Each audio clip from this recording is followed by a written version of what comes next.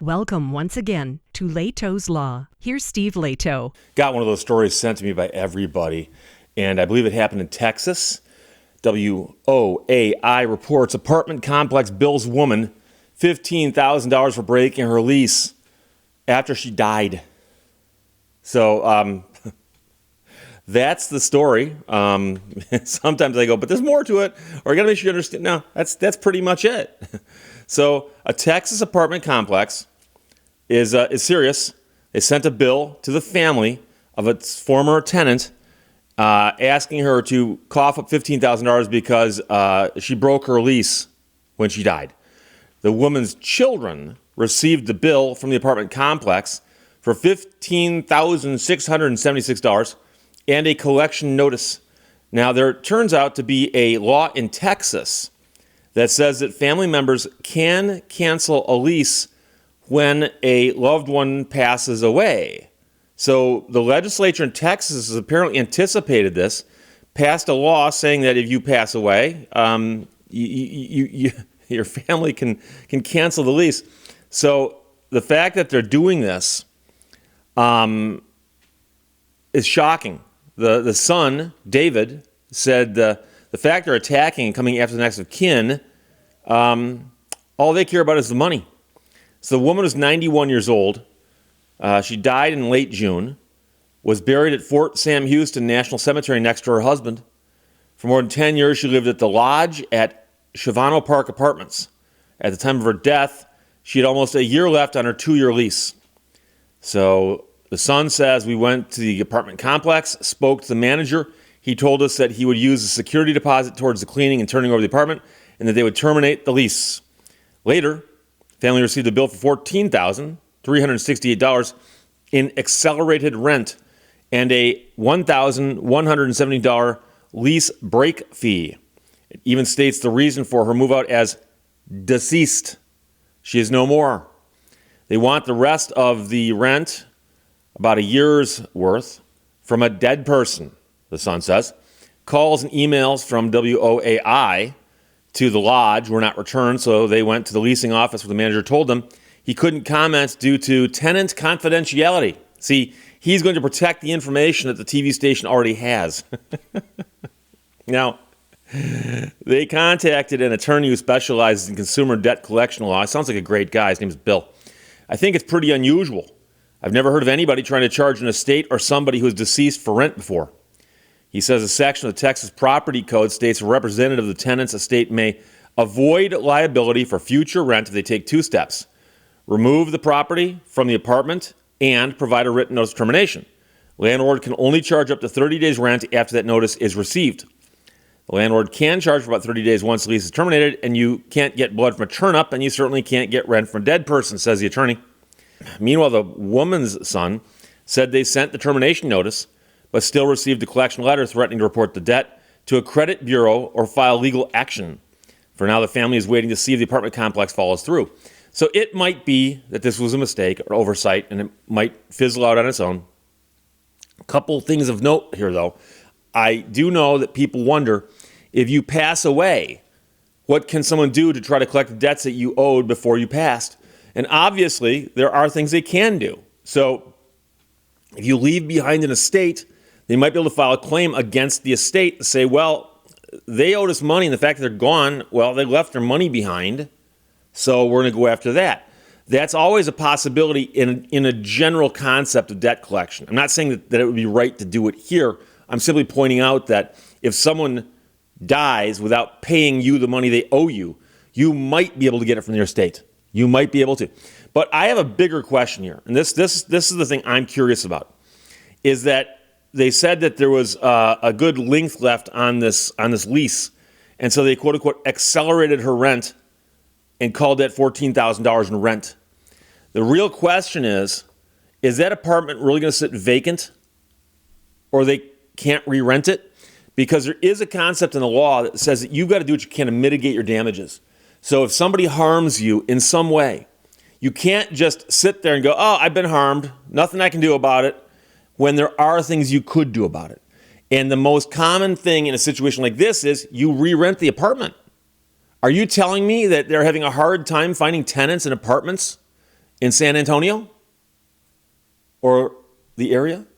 And so if the woman passes away and they go, we're going to lose future rent. Not if you rent the apartment. You rent the apartment, and guess what? You've just covered the damages. So the law that they have down there, it says that if someone does pass away, yeah, you can charge them 30 days and make them get the stuff out of there. That makes sense because they can't rent it immediately, most likely. And besides, they may have to do things like, I don't know, paint, clean, whatever. But this is a fascinating case because I suspect mistakes were made. But then again, you never know. I mean, I don't know. Maybe they've been doing this all along and nobody's ever called a TV station before. So we'll see what happens. And again, I've mentioned before that there are stories that hit the news that appear to shock the conscience. And when the media gets involved, sometimes that's enough to make somebody go, oh, we're doing something wrong here. I have to imagine that the apartment complex has an attorney or somebody they work with years and years and years ago. I'm talking 33 years ago. I worked briefly with a woman who is the manager of an apartment complex, and I helped her with legal issues. And that's one of the reasons that in Michigan, at least with the law back then, I knew it very, very well on the idea of landlord-tenant law. And I assure you that when somebody left or was evicted or died, that the second they could, they would re-rent the unit because they're trying to make money. And so you can't say, oh, someone moved out, I guess we just lost all that money. Pay us, and then say, oh, by the way, we're going to re-rent the apartment to somebody else and we'll make more money because that'd be double dipping. And so there are contracts where if you break them and there is no way to cover your damages, you might be able to say, yeah, you owe me for the whole thing. You might be able to. But those would be unusual situations. And I'm trying to think of an example here off the top of my head. But let's suppose that there was some band, a rock and roll combo, that is quite well known. And they have 50 gold records. They appeared on all kinds of TV shows over the last few decades. Maybe they were even the darlings of MTV. And you own a stadium. And they say, hey, are you interested in putting on some shows? Yeah. You guys are touring? Yes. We're going to do 2 weeks of shows at your stadium. 2 weeks. And you sell out. You sell out 2 weeks of shows. And then they call you up, and by the way, there's contracts and stuff. Everything's cut and dried and signed in four corners, all that stuff. Every cliche you can think of is piled right here on my desk. And they call you up and they go, we've changed our mind. We're not going to tour. Lead singer's got hip problems. Guitar player's in rehab. And the bass player, we don't even know where he is. We can't find him. We've just decided we're not going to tour. Sorry, go refund your money. Now, here's the thing.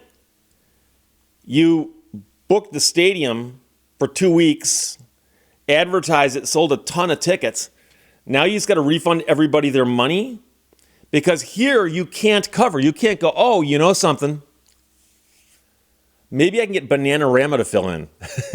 You can't just substitute in one band for another.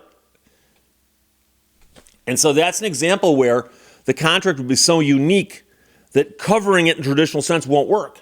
Now you might say, but Steve, you might be able to find some other thing you can do for the 2 weeks that stadium was going to be locked up for those concerts.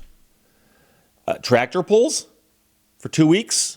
I mean, and so I'm purposely hinting at it being a big band that could actually sell out a stadium for 2 weeks straight. And hypothetically, it's possible. But who would you replace them with? I don't know. Kajagoogoo. I'm trying to think of the obscure ones here that couldn't sell a stadium if they had to. So in this case, finding another tenant for the apartment would be easy, I would think. But if I was a judge, and again, I don't want to be a judge, never will be a judge, if I was a judge and the landlord stood up and said, we want $14,000 in accelerated rent, I would say, have you tried to re-rent the unit yet? And if they dared say no, I would say, oh, that's a failure to mitigate your damages. It's your job to mitigate your damages. You can't just go, oh, now that you're on the hook, I can sit back and watch the money pile up. No, that's not how that works. Now, if they said, hey, we've only got the one unit, we can't rent it, we've tried, it's been on the market, we've even dropped the rent, we can't get anybody in there. Well, that's a different thing. But still, the fact that she is deceased and there's that statute on the books would kind of ruin the case also. I'm talking about in general contract theory, however. If somebody comes in front of you and says, hey, they breached the contract and I sat back and watched the damages pile up, you got to look at that and go, that's not how this works. So crazy story out of Texas. We'll see what happens. The news is involved. Apartment complex bills woman who died $15,000 for breaking her lease by dying. And Jay Avila wrote that for WOAI, and a lot of people sent it. Thanks a lot. Questions or comments, put them below. Let's talk to you later. Bye-bye. Thank you for watching Lehto's Law. See, guys? The keyboard is in alphabetical order now.